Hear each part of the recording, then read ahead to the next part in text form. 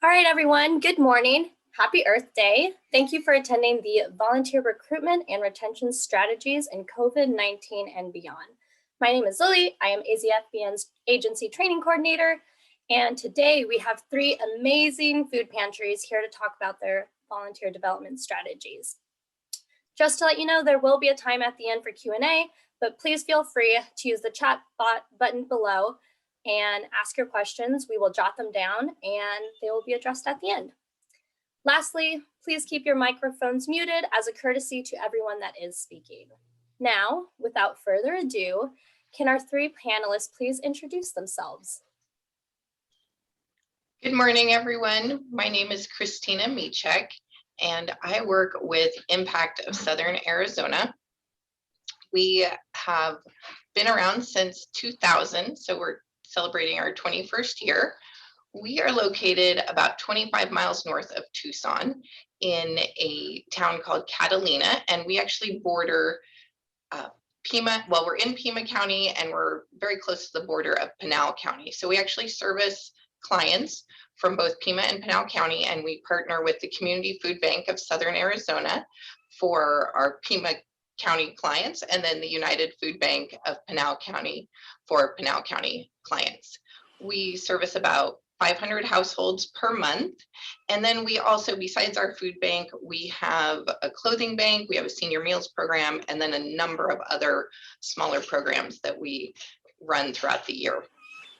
For our food bank specifically, we have about 5 volunteers per morning. It's open Monday through Friday.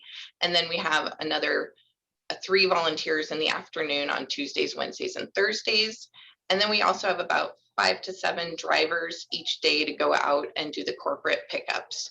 So we also receive the Pima and Pinal County, the Community Food Bank and United Food Bank trucks, and we receive private donations daily.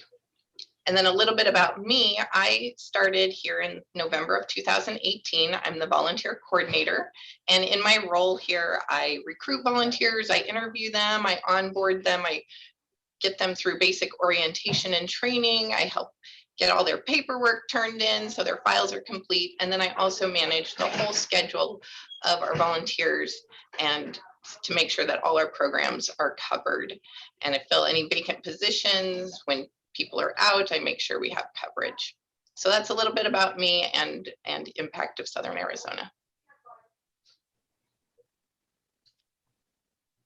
Well, good morning. I'm Mike Scott, and I'm with the Grand Canyon Food Pantry, where we have 2, I guess, unique things. We are in the national park itself, in the village area, pardon me, and we are an all volunteer run source. We have no paid staff. The pantry is supported by St. Mary's with food. We're also an agency of Flagstaff Family Food, and by the National Park Service that has graciously given us space and utilities to run the pantry. We've also, for the last 3 years, tied in with the Kids Cafe or the Summer Cafe. Last year, we partnered with the PTA that really took the project over during COVID and did a marvelous job. They almost doubled the number of children that got meals. Couple of things to keep in the back of your mind. Half of the students that go to the school up there on average are eligible for free or reduced price lunch.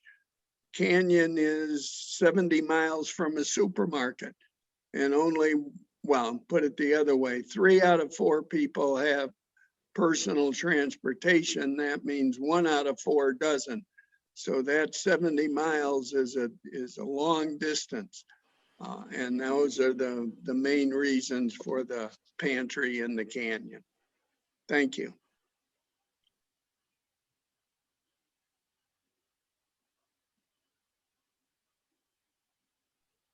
Good morning. My name is Lisa Law, and I am the volunteer coordinator for Ascend. Ascend is a nonprofit in Chandler that services the Chandler, Gilbert, Mesa, and surrounding areas. Our food bank is one of 5 programs that we offer. So like Christina said, for her agency, we also have rent and utility assistance, early education programs, our Meals on Wheels for our seniors and our senior centers, and then we offer a homeless and housing program as well. So we have volunteers throughout our agency. We average over 150 volunteers every week running all of those programs, which is over 150 volunteers. It's 3 times the amount of staff that we have. So our food bank runs with 2 full-time employees and a part-time rescue food driver. So more specifically, since we're talking about food banks, our food bank services residents in Chandler, Gilbert, Mesa, and the surrounding areas. We distribute on average over 900 food boxes a month. Of course, as with every food bank, that fluctuates in the holidays when it goes way up there. We also have, in the last year, collected over 1 million pounds of food that has been donated to us. We design food boxes around our family size, as well as any dietary needs. So we try to meet their criteria as much as possible so that the food doesn't go to waste. So we do all of this in our food bank with individuals as well as group volunteers. And in the last 9 months, we have had 2,500 volunteers enter our food bank and help us out. And they have donated over 18,000 hours to service our communities here. So we cannot do this without our volunteers. We know how important it is. And if there are any volunteers on the call today, happy Volunteer Appreciation Week, because that's this week and we all can't do it without you. Not only can we not do it without the volunteers, but it is a team effort here at Ascend. Christine mentioned a lot of our daily duties that we do as volunteer coordinators, but I couldn't do my job here at Ascend without the managers of all of our programs. That is very important, and it takes a team in order to get it all done. Thank you 3 so much. Let's get into the first question. What things have you and your agency done to recruit and retain volunteers? Thanks so much, Lily. I'll start by talking about what we've done to recruit.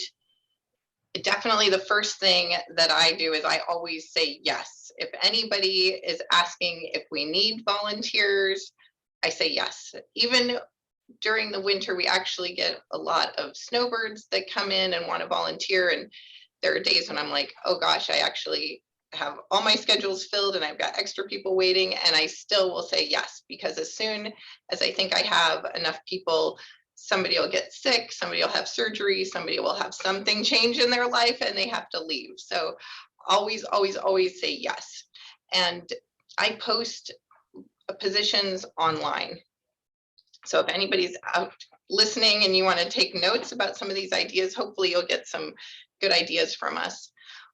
But I mean, volunteermatch.org has been a great place to post the positions, and I get inquiries from that. We also have, just on our agency website, we have a volunteer page and a contact form. Specifically, people can write in saying they're interested in volunteering. And then I also have listings on the AARP, Create the Good, Points of Light. We're fortunate enough that we have a development and marketing person that posts on social media. So I will ask her to post periodically, hey, we need more volunteers for our clothing bank. We need more volunteer drivers. And so she'll help with that. Also, I had a volunteer who said, hey, can I post on Nextdoor about volunteering? And I said, yes, definitely post it. I've also contacted local churches to get announcements put in their bulletins. At first, that was a little bit uncomfortable for me, because I thought, gosh, I'm just reaching out to their people using their bulletin. What can I do for them? And for me, I offered what our services were. I reframed it a little bit and said, hey, I could come speak about what we offer, or we can also provide information on if people in your congregation have fallen on hard times and need to use our food bank or use our services. I want to make sure they know we're available. And then if people in your congregation are fortunate enough that they have time to give back, then we could definitely use their help with volunteering. And that way it framed it as like a win-win for me. And I felt a lot better about offering that, the services that we provide, and then asking for volunteers to help.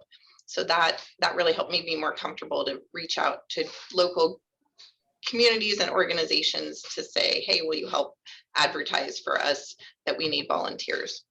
We've been fortunate enough to get some articles in the local newspapers about what we do, and we always say we need volunteers. We've talked to the local Rotary, Lions Club, Elks Club, things like that, that are service or organizations, and say, hey, we need help. So if anybody's interested, they can volunteer with us as well. And then I tell our volunteers to tell their friends, hey, bring your neighbors, bring your friends, tell people so you can volunteer together. I've had couples where they convinced their spouse to come and volunteer. Or one guy, he was leaving, but he got his wife to volunteer. I said, okay, you're forgiven since you replaced yourself. So I do try to just any way that I can think of to say yes, to get people to know that we need volunteers. And then moving into retaining, how I feel like we retain volunteers is I really try to make regular contact and personal contact with our volunteers, really get to know who they are, what their interests are, what days not to call them because I know it's their golf day. I also usually call people instead of just relying on email or texting. I mean, a lot of the volunteers will say text me, but I tend to just pick up the phone and call. I can get have that personal interaction, and I can usually get an answer faster, have them look right at their calendar right then and let me know if they're able to come in on a certain day. And then it's also harder to say no when you're actually talking to the person. I feel like the volunteer doesn't want to say no to me when they're talking to me in person. So usually it's a yes answer, but and I don't pressure anyone. I just am like, hey, are you available? And do you want to come help? And it's an opportunity. And I always frame it as like an opportunity for them to help out. I email weekly schedules out, just staying in contact. And then I try to do like really fun things and goofy things. I'll have we've been having different dress up days. We had St. Patrick's Day, make sure you wear your green. I've got goofy little headbands that I wear some days, or try to do a dance party Friday, just fun stuff to keep people having fun, because they don't want to come and volunteer in a place that's boring or depressing or negative, so you want to keep it light and fun. And then we also have given out some promotional things just as gifts to our volunteers. We've like pens with our name, and then we actually made masks. Just grab one here to show you that's got our little logo on it, and it says I give hope. It was kind of our promotional thing this year.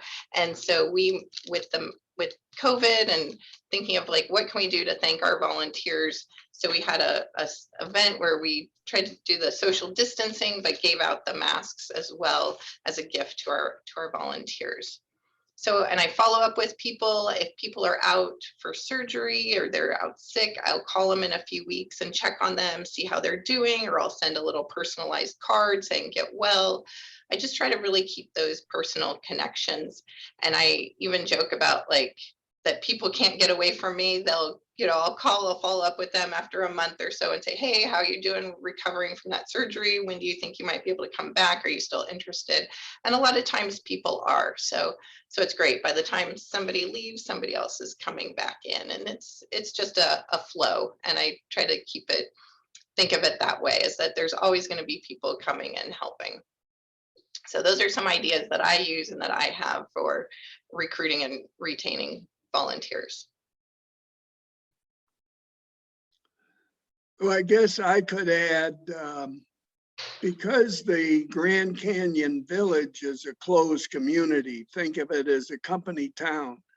pretty much everyone that lives there has experienced the same kind of problems. So one of our main sources of volunteers are people who have actually been on the client side of the table. And this seems to work well. It's taken away some of the stigma, one, of coming to the food pantry, but it's also made everyone feel that it's just us helping each other one grocery bag at a time. So I would encourage you to share your statistics broadly so that people know that they're not alone, and that even if they're in tight circumstances, they're able to give back by volunteering.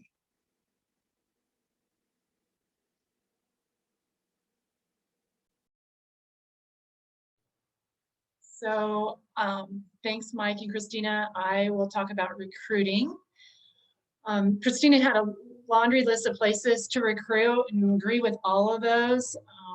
We are in a metro area, so another place for us to look at is our schools. Some of them have been in person and some of them have been online, and those folks that have been online during COVID, they have a little bit extra time, and some of the schools have actually encouraged their students to start volunteering for credit. So we've been able to capitalize on the students coming in. But I don't want to give a list of places, so I'm going to focus on a little bit different tactics. Is for recruiting, some of the things that I do that really makes an impact is as soon as somebody contacts me, I make sure that within 48 hours I have contacted them. That's when they are ready to volunteer. That's when they've got the idea and they want to capitalize on it. And I want to make sure that I get them in on somehow, at least make a touch point to them. And then someday I had heard that in recruiting, you do a 7 touch point system before the person ever starts on board. And it is true. I don't know if I have 7 touch points, but the first touch point is that I've responded to them via email or a phone call, however they contacted me. I tell them what the next steps are. They have to fill out an application. It's following up.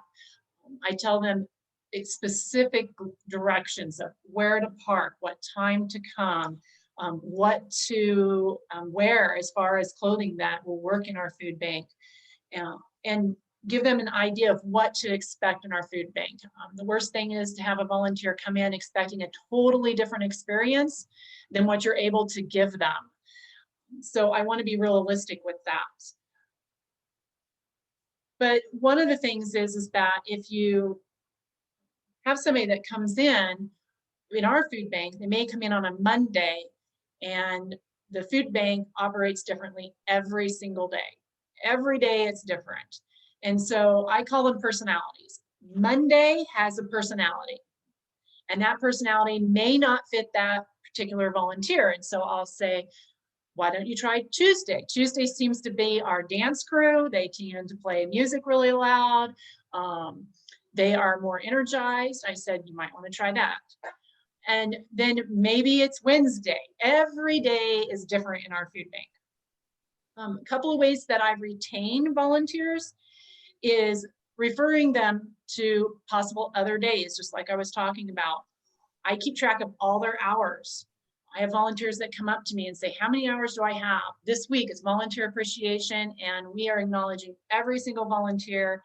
I just did a recognition this morning, and in that room was probably 10 people. And on that 10 people, if we take all the hours that they put together, it was over 2,000 hours in 2020. That's huge. So we're recognizing those. Also, on a daily basis, we are giving feedback to our volunteers as to the impact that they've made on the community. Our food bank manager has a plaque or a whiteboard in her food bank. She writes down how many food boxes were distributed that day and how many family members, individuals did we serve. So everyone knows. The monthly stats, similar stats, are posted throughout the food bank. I'm communicating weekly to volunteers. Thank you for coming this week. This is what our week has been. anything to connect them to the community and that impact that they have been making. Makes a huge difference in whether they want to come back and serve again. Thank you so much. Next question is, what insight or recommendations would you give other agencies like yourselves?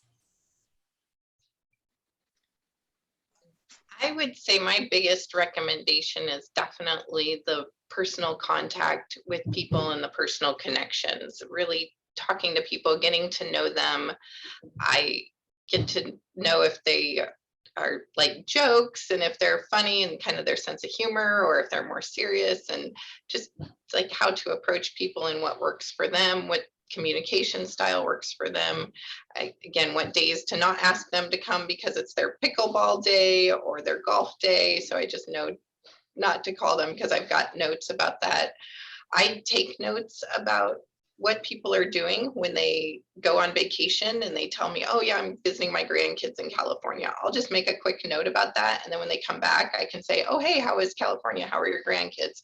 And because I've got, I think, over 100 volunteers, it's hard to remember that just off the top of my head. So I just write something really quick in my schedule notes about that. And I think it helps people to really know that I care about them personally and about their lives. Let's see. Again, just like Lisa said, if somebody's not happy or not comfortable, maybe on a certain day, I try to always be an open, like have my office kind of be an open door where they can come and talk to me about what's not working for them. And I look at, okay, what other program do we have, or what other day would work, so that maybe they'll get in with a group that's more that fits their personality better, or in a different program that may fit their abilities or what they're interested in better than what they started at. And I always tell people, hey, I will find something for you to help with. Don't worry. If you don't like one thing, let me know. We'll find a way for you to help and contribute.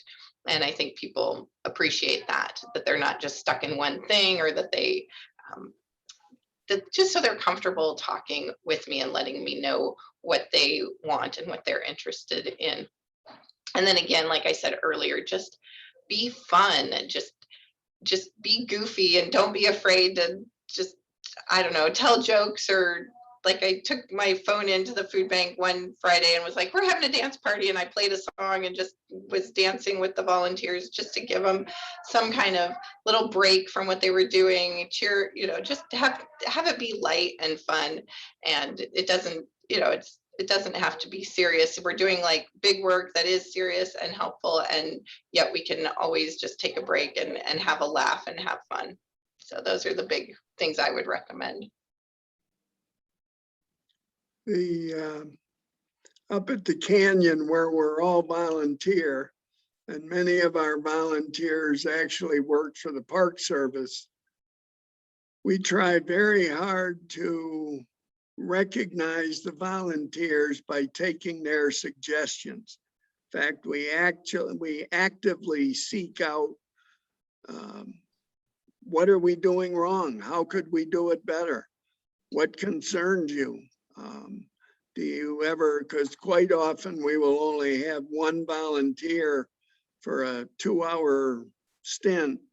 What do you do if something goes wrong? And I think that making them feel that they are a part of it and that their ideas are valued goes a long way towards retaining them on a long-term basis. Our biggest problem is the turnover in the park for workers runs about 30% a year. So we lose volunteers, not because they don't want to volunteer any longer, but because they've moved to a park on the East Coast, or maybe out in California. So that's our biggest concern, is how do we introduce the new members of the community to the food bank and get them interested so that they will volunteer.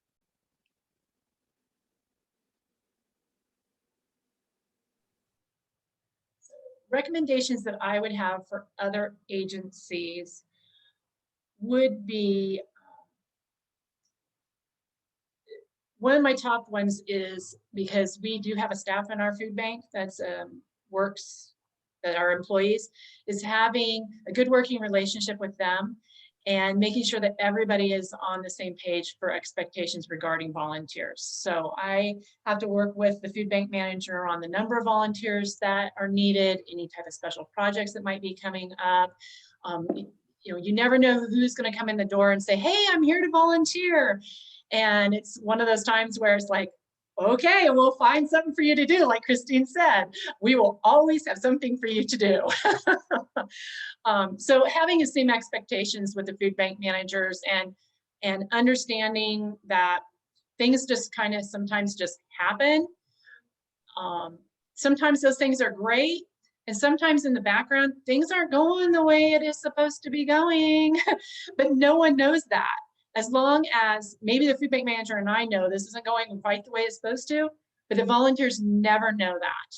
It's very important that all the volunteers have a great experience with us, because as we all know, with everything in our lives, if we have a great meal or we have a great experience or we saw a great movie, we tell maybe like 5 people about that great experience. But if we've gone someplace and have received horrible customer service or the food was terrible, we tell about 20 people about that horrible experience. So we really want to make sure that we are having those people tell everyone, 5 other people, about the wonderful experience they are. And I want to comment on Christina's comment about asking friends. That is a big recruitment piece, is ask your friends, bring your friends with you. Especially with students and high school kids, it's very important for them to come with their friends. So that's a big one. Let me see if I've covered what I wanted to.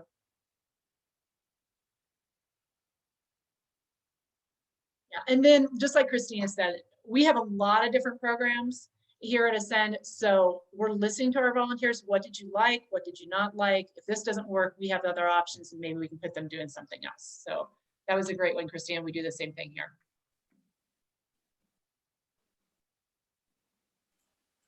All right, thank you. And last question, what unique things have you done to adapt to the COVID-19 pandemic? Well, first of all, our food bank did change the process. We turned it into a drive-through process, and we did close our lobby for quite a while. So I wasn't able to have volunteers come in like they used to. The whole social distancing and masks and things really changed how I looked at how can I talk to volunteers, how can I interview them, what can I do? And because so much stuff went to Zoom, I said, well, hey, Zoom is free. You can get a free Zoom account where you can talk to, well, if it's one-on-one, you have unlimited time. And if it's a group of people, you have 40 minutes. So I looked at, okay, how can I adapt my interview process and my orientation process to be able to be done on Zoom, since it's not happening in person right now. And and we also used to always give out paper copies of our application. So I just started emailing because so much more was, just needed to be online. So I emailed the applications out to potential volunteers, and then they could scan in and email the applications back to me. They didn't have to come in person right away. Then I set up a Zoom interview with them to get to know them, talk to them again, see if it's a good fit for them, see if they're a good fit for us. And yeah, because Zoom is free on that, with the 2 people, I could talk as long as I needed to. Generally, it's still only 20 or 30 minutes that I would talk to a volunteer to interview them, but it gives them a good idea of what our programs are, what kind of the expectations are, and make sure it works for them. We would look at their schedule, and then I'd set them up for a Zoom orientation. And this is the general orientation to the organization. And I would get whatever volunteers I had applying at the time. I'd usually do the orientation every couple of weeks and just get a group together. And I modified my orientation to work to be that 40-minute time period so that I could just keep a free Zoom account. And then I would follow up with them afterwards on the phone and email to get any additional documents or to get them set up for their in-person program training. So then they would come in person with the program coordinators would then meet with them and go through their program orientation. But they could go through the whole application and onboarding process virtually, so they didn't have to come in person, and then that worked for us really well. So we didn't have people coming in and out of the lobby, and yeah, so that was good. And then again, giving out like the PPE, giving out the masks, and always having that available for people. And we still do use all the, follow the CDC guidelines, especially in our food bank, since the volunteers do end up working closely together, they do wear masks, and we have gloves for them if they want to wear gloves, and just different PPE that's available for the comfort level of the volunteers. So those are some things that I've done and that the organization has done to help with the COVID issue. I guess up at the Canyon, our biggest change was we moved from a pantry format inside a building, which quite honestly is an old jail, so it's sort of cramped. We put everything outside on tables. People came in, maintained distance. Back in, I think it was late January, early February, vaccines were just becoming available. I got a call one afternoon, it was a Friday. A client said, oh, by the way, I was there on Wednesday and I just got word today that I had tested positive for COVID. So we work under public health rules, public health department, rather than the county health departments. So I had to write up the incident for my park liaison as well as the public health officer. The volunteer had followed the rules, which we keep posted right out by where the food is.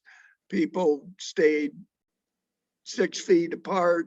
They don't visit for longer than 15 minutes at a time, and they wear masks. Those 3 criterion were extremely important. Because of it, the volunteer who was very worried that they were going to have to quarantine for 2 weeks and what would that do for their job, did not have to self-quarantine, and we moved on. After the fact, I discovered that that incident raised a new, I guess, level of appreciation for what the rules are. Like elections have consequences, in time of COVID, rules have consequences. And it made it much easier then for the volunteers to enforce them and to say to people, gee whiz, you don't have a mask on. You can get back in line when you do, but those are the rules and we're going to obey them. So that was my one COVID adaptation and what ended up happening. We're still operating up in the park under those COVID rules. People have to be masks. They have not loosened the strictures very much at this point. So here at Ascend, we're following CDC guidelines as well. One of the things that I found is most of our volunteers want to know right away, what are we doing to follow those, what precautions have we placed. So in any email that I'm sending out to them communicating, I have it listed that you're wearing a mask, there's gloves, any of the other precautions that we're taking, the sanitizing and all those things are listed so that they feel comfortable. We also, the food bank manager and I, we keep our ear to the ground as to are volunteers comfortable, the current volunteers? Is there anything that we should be doing differently that would make them feel better when they're here or more comfortable being around people? So it's just listening to them and making sure that you keeping that connection with them so that it's not, so that they understand, so that we can, before anything gets really into a big problem or a big issue, we're already addressing it when it's small, saying, okay, let's try this, let's do this, let's change this. So the food bank manager and I have coordinated on those, and we've done a pretty good job at helping to keep people feel that they're safe here.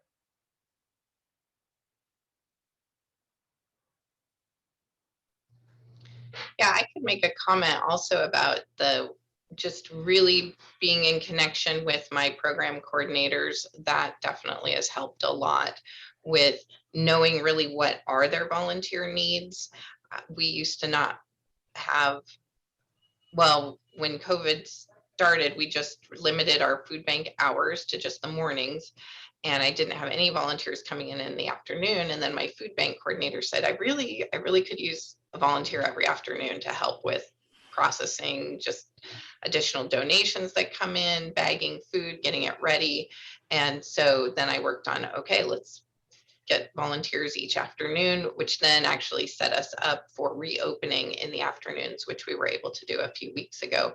So just keeping in open lines of communication with the coordinators to know what are their needs, how many volunteers are they using, what days do they maybe need less volunteers, what days do they need more, so then I can staff and schedule that appropriately. And then everybody's happier because they're not overworked or over, hauling too much food, or the coordinator is not pulling her hair out because she's got all this stuff to process that, she just needs some volunteers to help her out. So that has helped a lot with our programs. And it also, again, gives volunteers extra opportunities to come in and help out.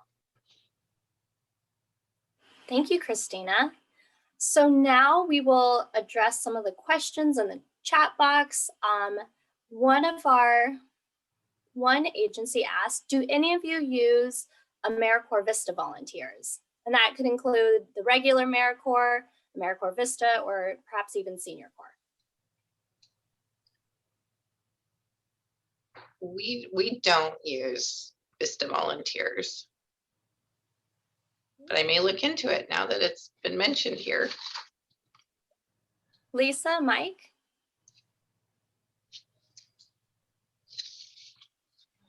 If they There we go. are volunteering, and maybe with our Family Resource Center, but I am not for sure. They are not in our food bank as of right now. We're not using AmeriCorps or Vista volunteers in part because we're a small enough operation. We're only 3 days a week. Plus then we have another day where we rescue food or go to Flagstaff to pick food up. What we are currently working on is we've contacted the probation office for Coconino County. And we have one young man who, instead of having to pay a fine, will have volunteer hours to, I guess, work off his sentence. So that's a little more complicated process than I thought it was going to be, but we've now gone through several of the steps. So that may be another way to get volunteers, people who can volunteer in lieu of, typically it's a fine, rarely it's jail time. It's typically in lieu of a fine. Okay, thank you. I'm actually an AmeriCorps Vista volunteer. I'll go ahead and put my email in the chat if anyone wants to message me and ask more questions about the program. Vista volunteers specifically, they don't do direct service, so they wouldn't be packing the foods or anything. They work more on capacity building and enhancing operations or working on a specific program. I really like the position. I think it's a great opportunity to add to your food pantry if you're considering applying for a volunteer. Actually, at the end of this presentation, I was going to mention kind of the trainings that AZFBN is putting on in the next few months. And there will be, on May 18th at 11 a.m., a training specifically on the different AmeriCorps programs, when to apply for an AmeriCorps volunteer, and kind of what that process looks like. So be on the lookout for that. Next question, I believe this is for Lisa. Can you go more into the 7 touch points when interacting with volunteers and why it's really important to have those touch points? So sure, the 7 touch points can be anytime that you have contact with your volunteer. The more often that you're in contact with the volunteer, they know that you are following up with them. So, just think about the process. I'll just run through an easy process that we do. Let's say you want to volunteer in our food bank. They've filled out something online, or they've contacted me through some online source. I send them an email that tells them what to expect in our food bank, what our schedule's like, what to expect as far as tasks and things like that. So that's the first touch point. Then I may include an application on that. So if I don't, and they come back and say, yeah, that's kind of what I want to do, I'm thinking about that, I may send them I'll send them an application. That's a second touch point. Then they've got to come back and tell me after they filled out the application, well, when do you want to volunteer? What day, what time? So there's a third touch point. The fourth touch point is sending them a reminder that, hey, you signed up and you're scheduled for this day. Can't wait to have you come aboard. Looking forward to it. Then another touch point would be the day of. We do our orientations the day of that you volunteer. So come on down for orientation. There's a fifth touch point. Before they even get in here, I've already had 4 to 5 touch points. 6 touch points orientation, and then I do a 7th touch point after they're done with a follow-up. How did it go? What did you think? And this is how many people you served today. Thank you for contributing to your community. So all of that just keeps them aware and keeps you out in front that, oh yeah, I remember I did this. Some of my other programs, it's a little bit more involved to volunteer, and sometimes there's a delay. Like if we're doing some background check or something like that, I will, if it's been a couple of days and I haven't had an opportunity to respond to them or communicate with them, I'll send them a message and say, hey, we're still just waiting on this. Can't wait as soon as it's done, I'll let you know. Can't wait to have you come on board. Just so they know, oh, I'm still in the process. I still don't know what's going on. Thank you. Are there any more questions for the panelists? If you are wanting to ask, make sure you unmute yourself. If not, we have some questions lined up for our panelists. Okay, I'll go into the first question. How can, if I am just starting up a food pantry, or I've been in the business for a while and I notice that I'm not retaining as many volunteers as I want, how can I, as a food pantry, make the experience more fun and enjoyable for my volunteers as they're working? What are some ways I can do that? Anyone could go at this point.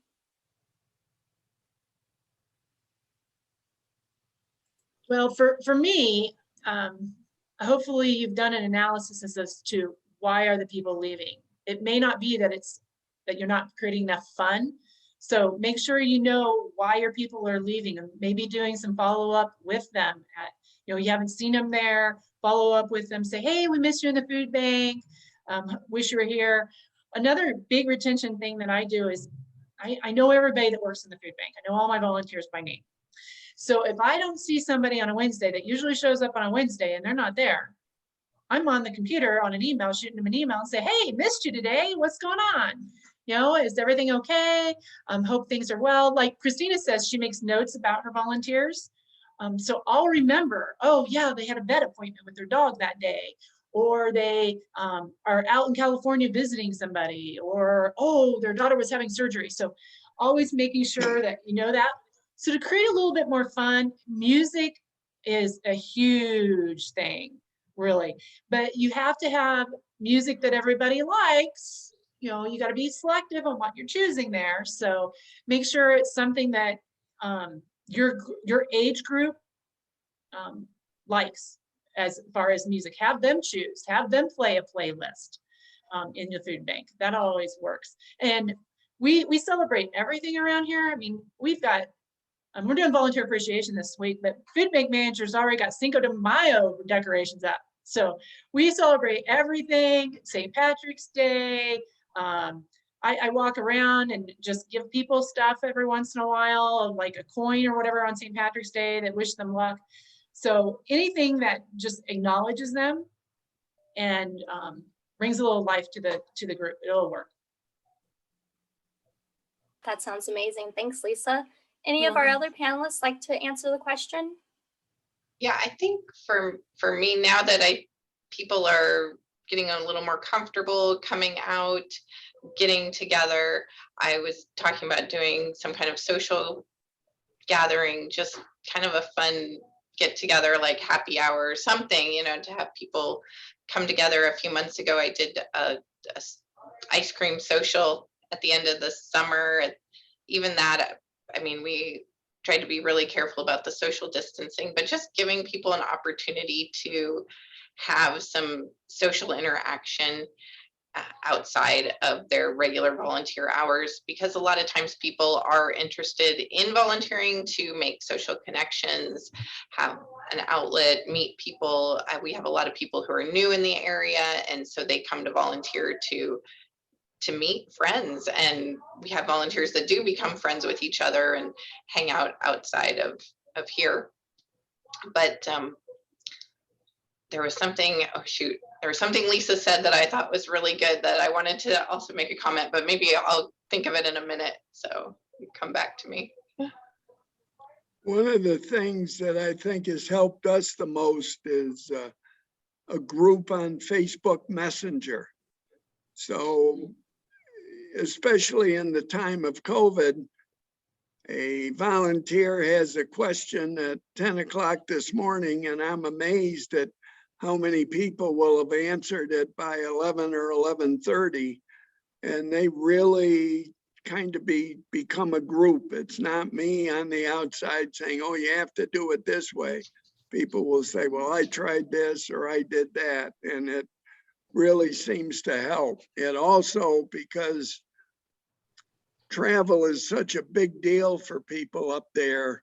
Last week, we had one of the volunteers got a call from their child's orthodontist. They moved up the appointment. Well, that messed up the schedule by putting it on that Facebook Messenger.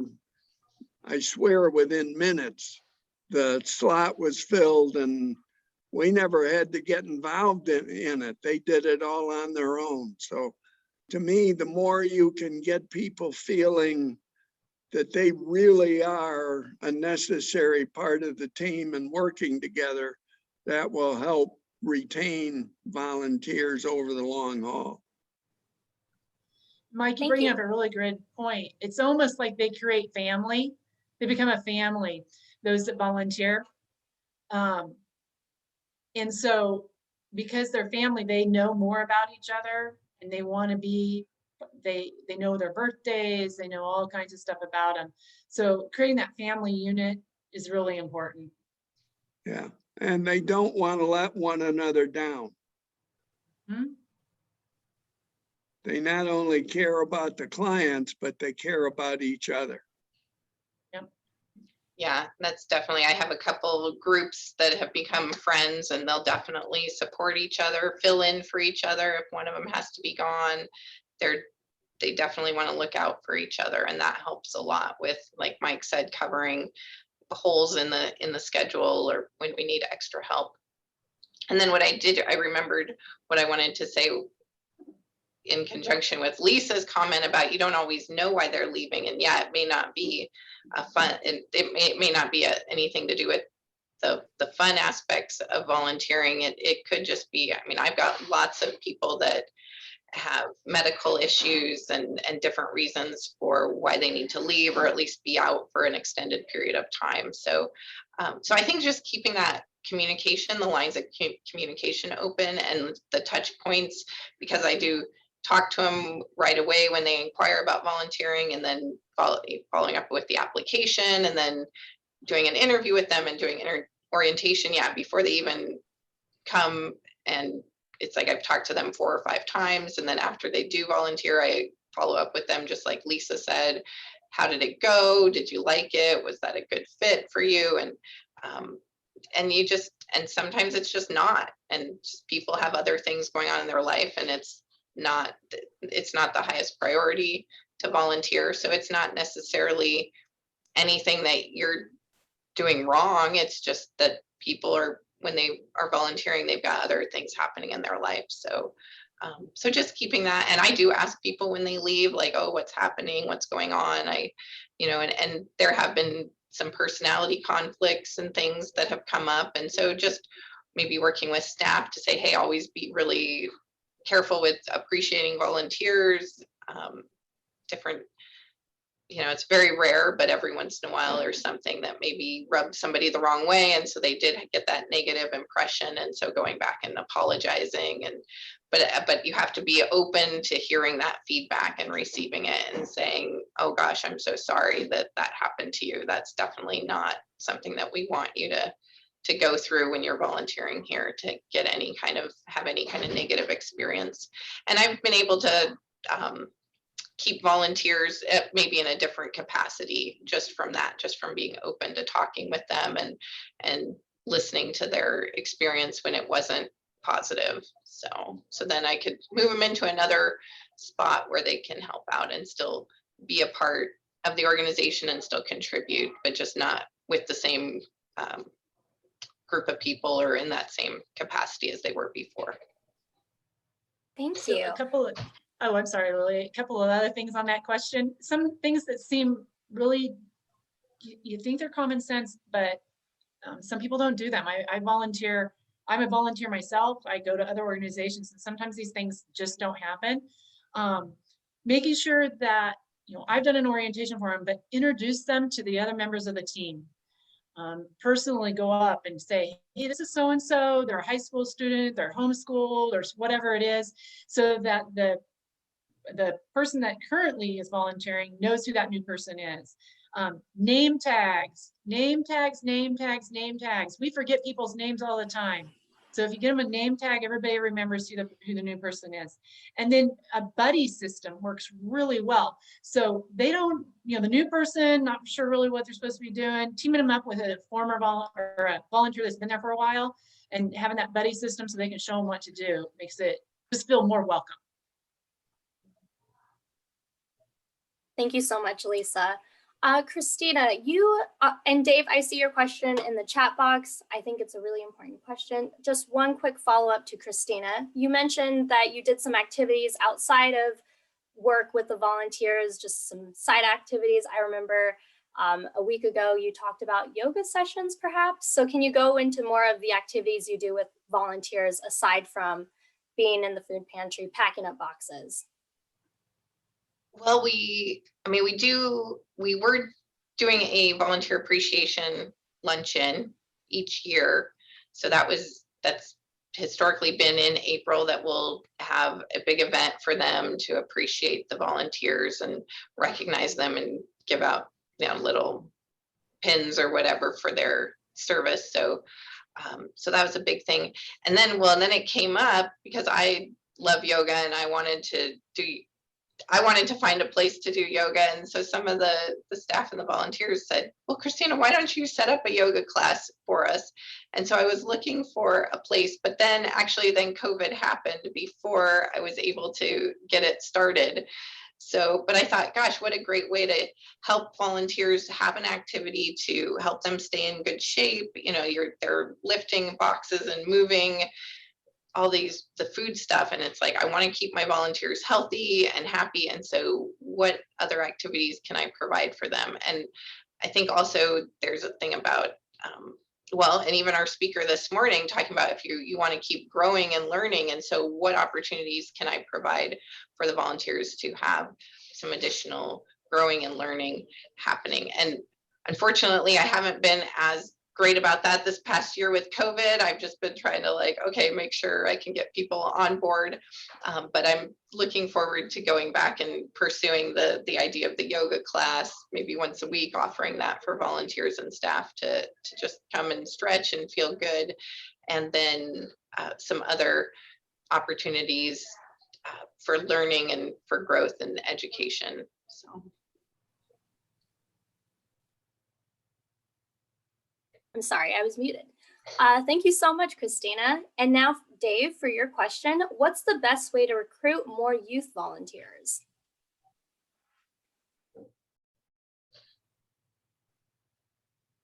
Say we don't have a lot of youth volunteers. We've had a few from the schools that they have community service required for their academic program. And so I'm just open to it, I guess, if I'm contacted. But I think if you contact the schools and say, hey, we have these opportunities, is there a way to make an announcement or get information out to the staff to let the youth know that it's available? Also, we have had some youth programs through churches where they want to come in, like they've done I think it's like a 36-hour fast program where they'll come in and help pack food bags during their time that they're fasting because they're learning about hunger issues. So I think reaching out to youth programs at churches would be another good idea, since we've had some youth come in and volunteer through their youth programs. So we have quite a few youth in our food bank. It is one of the areas that they are able to volunteer. We have 2 days in our food bank that fit into a school schedule very easily. We have an evening on Tuesday and we have a Saturday. So those lend themselves to a student. But really, it's just word of mouth in a way for our program. It has been. We have got a couple of youth volunteer that during the summer wanted to volunteer. And I have one particular youth, I bet she's brought in 20 other youths with her, and those 20 have told 5 other youths, and they're bringing their friends. And people are just hearing about it. Then we get groups from the Leo clubs from the high schools, we get the cheer groups, we get the basketball teams. I found out last year that we had a volunteer that was a single volunteer, individual volunteer, come in as a youth. She brought in her cheer team, which then that brought in the ROTC, which brought in the Leo club. So everybody was connected, and they're out there on social media. So when they come in, they're the people that they want to take pictures. We encourage them to post it out on social media, tag us for volunteering. We've got an easy address, volunteer@ascend.org, so it's easy to remember for the kids or the students that want to volunteer, and it just kind of snowballs with word of mouth. Thank you so much. Well, it looks like we're almost out of time, but first I want to say a huge thank you to everyone that attended the session, and obviously a huge thanks to our panelists. Last quick note for the food banks and the food pantries that are here on this session. Starting in the beginning of May, AZFBN is releasing different trainings for you all on how to increase the sustainability of your agency. In May, we will put out trainings on recruiting and retaining volunteers. So this panel was such a good segue into the next month of training. You should receive an email from your regional food bank pretty soon in the next week or so. So please be on the lookout for that email so you can mark some dates down for May's trainings. And yeah, I think we are about done for time. Go ahead and email me. I put my email in the chat box if you would like more resources, or if you would like to contact the panelists. If you had any lingering questions, I'd be happy to connect you. But for right now, we will see you all in the main room for the last final notes. Thanks, everyone. Thanks, Lily. Thank you.